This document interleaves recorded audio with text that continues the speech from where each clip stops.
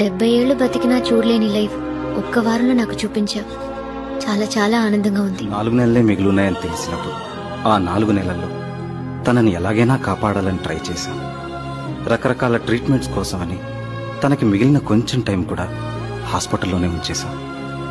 దాని బదులు ఆ 4 నెలలు తనకి ఏం చేయాలనుందో అడిగి చేసుంటే బాగుండేది. సంజయ్ విషయంలో ఆ తప్పు జరగకూడదనే నేను అలా చేశాను. మిమ్మల్ని చూసాక జీవితంలో ఏం కోల్పోయినో తెలుసుకున్నాను. ఇప్పుడు హాయిగా ఉంది. 70 ఏళ్ళకి అనలేని మాటలన్నీ అనేసా. చేయలేకపోయిన అల్లరంతా చేసేసా. నువ్వు చాలా అదృష్టవంతురాలువమ్మ. ఈ వయసులోనే నీకోసం అన్నీ చేసేవాడు దొరికాడు. నేను తర్వాత చూద్దాంలే అని ఇంత దాకా తెచ్చుకున్నాను. మా నాన్న ఇప్పుడు మా అమ్మని బాగా చూసుకోలేదు. చివరిలో హాస్పిటల్ ఉన్నప్పుడు కూడా ఆయన సంపాదనలో బిజీగా ఉన్నారు.